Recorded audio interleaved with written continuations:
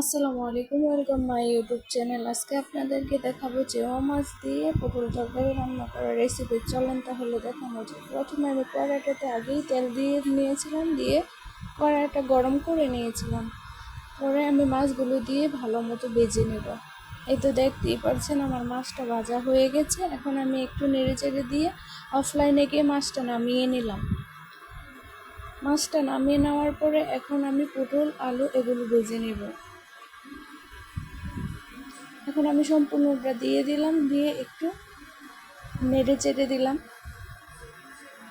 ভাজার জন্য।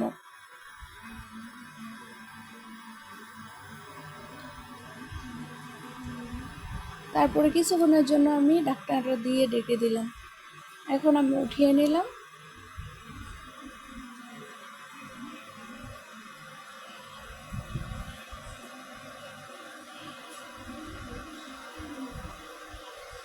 এখন আমি পেঁয়াজ টমেটো এগুলো সম্পূর্ণ দিয়ে ভালো মতো এটাকে ভেজে নেব।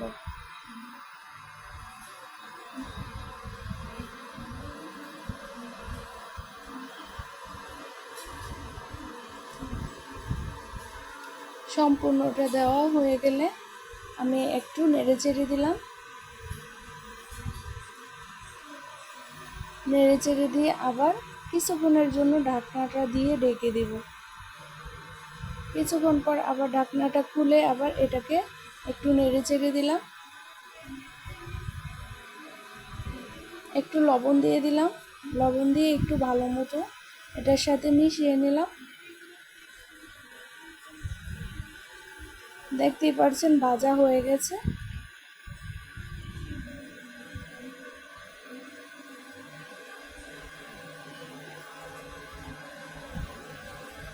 ভাজাটা হয়ে যাওয়ার পরে আমি পরিমাণ মতো আদা রসুনটা দিয়ে দিলাম।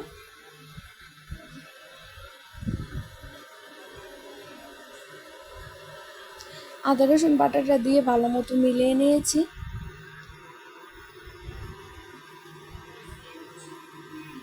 এখন আমি পরিমাণ মতো হলুদের গুঁড়াটা দিয়ে দিলাম, দিয়ে একটু নেড়ে চেড়ে দিয়ে মিশিয়ে দিলাম।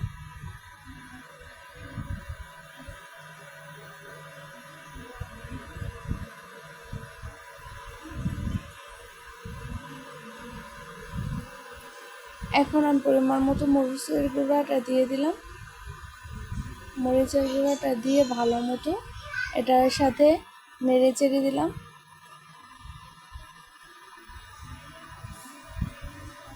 নেড়ে চেড়ে একটু মশলাটার সাথে মিলিয়ে নিলাম।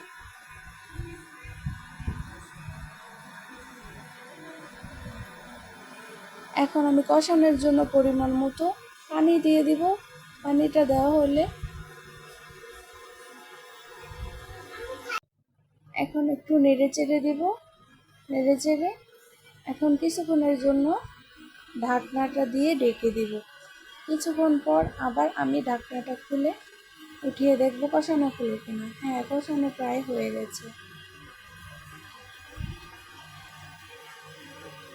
এখন আবার আমি পরিমাণ মতো পানি দিয়ে দিলাম, দিয়ে একটু ভালো মতো নেড়ে চেড়ে দিলাম।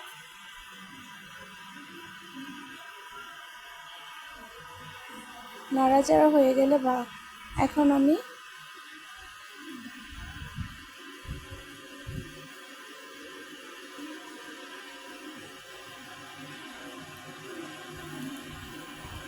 মাছটা দিয়ে দিলাম।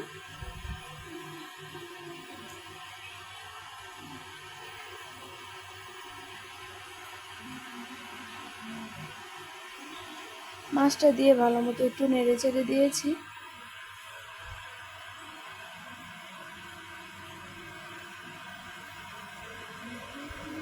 মাছটা সবটুকু দেওয়া হয়ে গেলে আমি কিছুক্ষণের জন্য আবার কয়েক মিনিটের জন্য ঢাকনাটা দিয়ে ডেকে নিয়েছি। এখন আবার উঠিয়ে নিলাম। এই তো দেখতেই পাচ্ছেন আমার তরকারিটা প্রায় হয়ে গেছে। এখন আমি ধনে পাতাটা দিয়ে দেব।